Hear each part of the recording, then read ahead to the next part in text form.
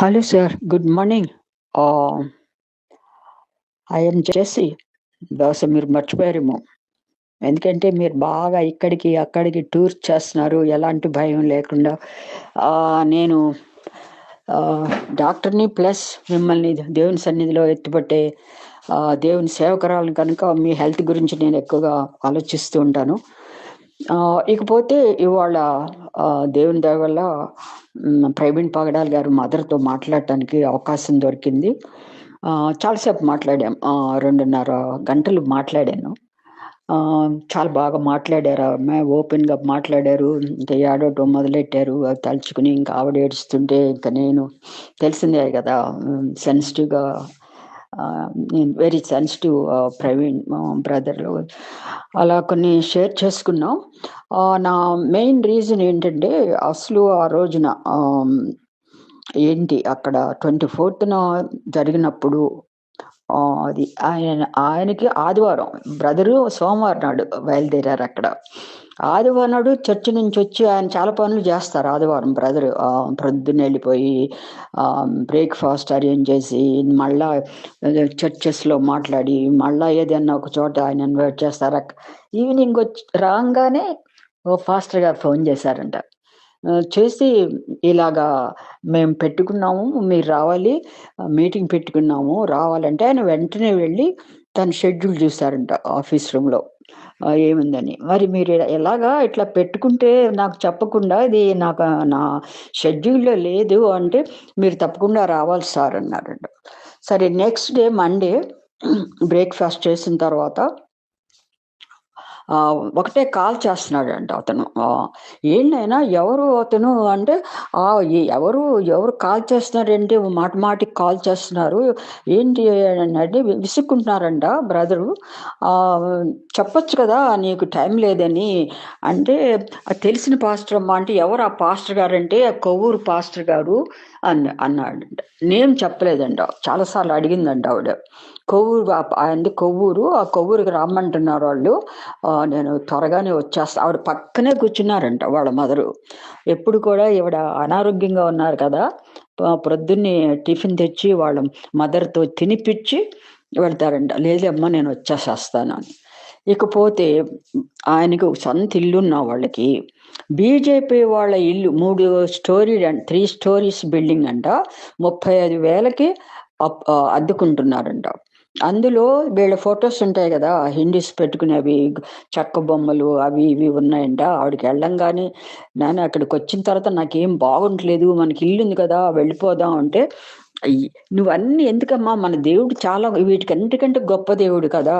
ఎందుకు అట్లాగా భయపడతావు?" అని అన్నారంట చాలా సార్లు. దీని మధ్య కూడా వాళ్ళకి కొద్దిగా ఆర్గ్యుమెంట్స్ కూడా జరిగినాయంట అంతకు ముందు. మరి ఆ రోజున మాత్రం వాళ్ళ మదర్‌కి ఏమి బాగుండలేదనిపించింది. వాళ్ళు అదే పనిగా ఫోను చేయటం ఏంటి, టైం లేదని మళ్ళా ఉదయం అడిగారంట. "ఎలా వస్తారు మీరు? ఎక్స్‌ప్రెస్‌లో వస్తున్నారా? కార్‌లో వస్తున్నారా? లేకపోతే టికెట్ బుక్ చేయమంటారా ఫ్లైట్‌కి?" అని అదే పనిగా అడుగుతున్నారంట. దే దేంట్లో వస్తున్నారు? అది మేము మిమ్మల్ని క్యాచ్ చేయటానికి అలా అని. అరే! మరి బ్రదరు ఎందుకు అలాగా మీరెందుకు అడ్డగించలేదంటే, ఒక్కోసారి చెప్పలేమమ్మా మాకు తెలీదు గదా! ఆయన దేవుని సేవలో ఉన్నారు. మరి అది కోమలి గారు కూడా చెప్పొచ్చు గదా! ఎందుకు అట్లాగా మరి ఒక వారం రోజుల ముందే ఒకడు తొరకోడు ఆహ్, వార్నింగ్ ఇచ్చాడు గదా! తల తీస్తానని. ఎందుకమ్మా అట్లా మీరు వెళ్ళనిచ్చారు అంటే, తల్లి నీకు తెలీదు. ఆహ్ ప్రేమిస్తాడు బాగా వాళ్ళసలు. ఆవిడైతే జెసికా గారు ఆయనెక్కడికన్నా ఇలా బయటికెళ్తే ఆయనొచ్చేంత వరకు అది మంచినీళ్ళు కూడా తాగకుండా ఒక్కోసారి ప్రార్థన చేస్తూ ఉంటారట ఆవిడ. మరి అప్పుడు అలా ఉన్నప్పుడు మరి సాయంకాలం దాకా ఎందుకు ఫోను చేయలేదు ఆవిడ అన్నాడు నన్ను. చేస్తా ఉంది. మధ్య మధ్యలో తీసుకోవట్లేదు. రెస్పాన్సిబిలిటీ లేదు. చేస్తా ఉంది ఆవిడ.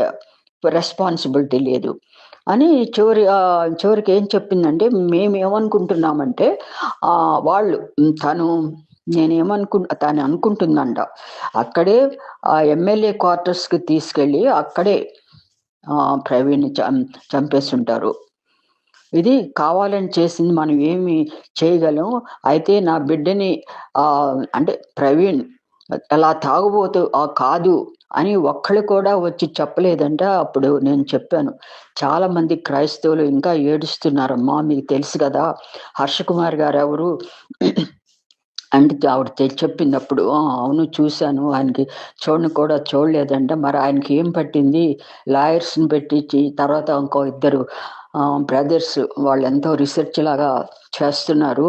మేమే కాదు ఎంతోమంది ఇంకా న్యాయం జరగాలి అని మేము ప్రాకులాడుతున్నాం. ప్రార్థనలు చేస్తున్నాం.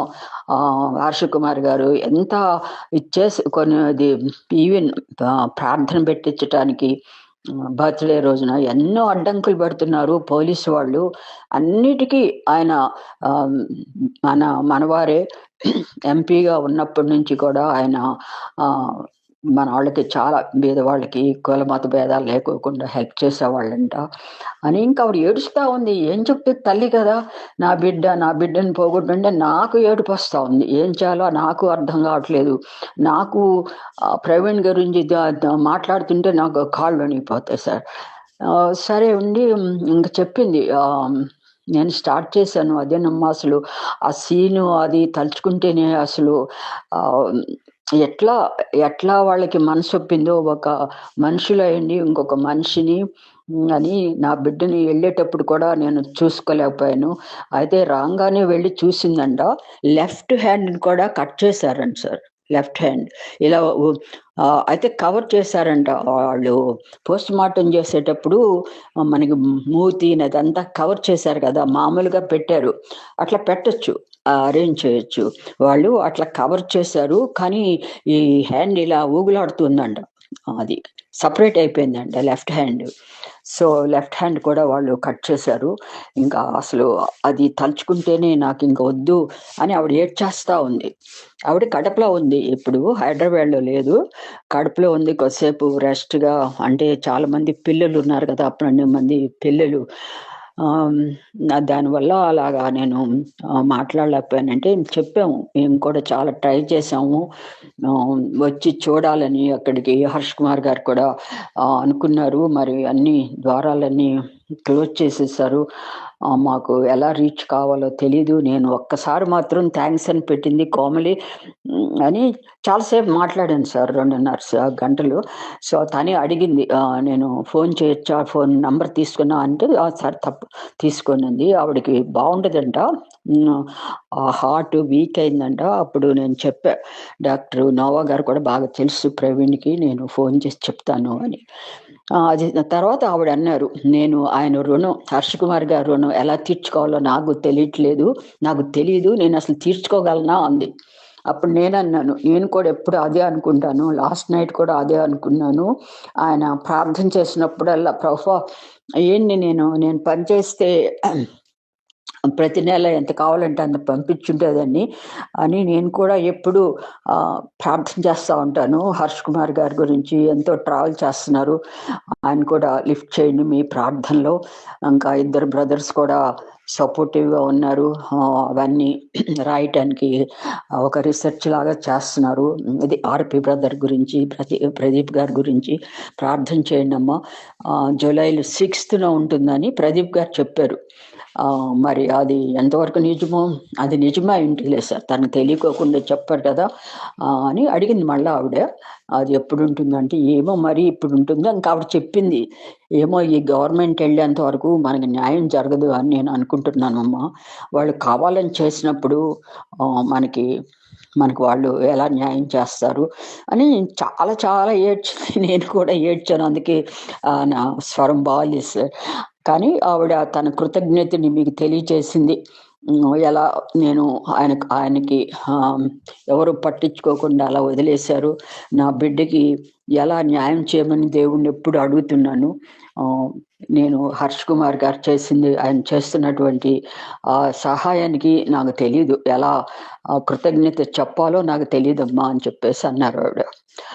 సో, సార్ దేవుడు మిమ్మల్ని చాలా ఎక్కువగా దీవించాలని, మరి మనం పెట్టుకునేటువంటి ఈ కార్యక్రమం కోర్ట్‌ది దేవుడు మనకి ఈ వచ్చే నెలలో న్యాయం చేస్తారని నేను ఆశిస్తున్నాను సార్. ఆ! ఉంటాను మరి. మీకు టైం ఉన్నప్పుడు మరి మీకిష్టమైతే మీకు టైం ఉండి మీరు లీజర్‌గా ఉంటేనే మీరు ఆర్‌పి బ్రదరు ఆహ్, అదే ప్రదీప్ బ్రదరు మరి వాళ్ళు ఎంతవరకొచ్చారో వాళ్ళని కొద్దిగా ఎంకరేజ్ చేసినట్టుగా ఉంటది. మనం ఒక 5 నిమిషాలు మాట్లాడదాం సార్. మీకు టైం ఉంటేనే if you are going here and there it is ah, మీరు రెస్ట్ మీకు చాలా రెస్ట్ అవసరం. ఉంటాను సార్ మరి. గాడ్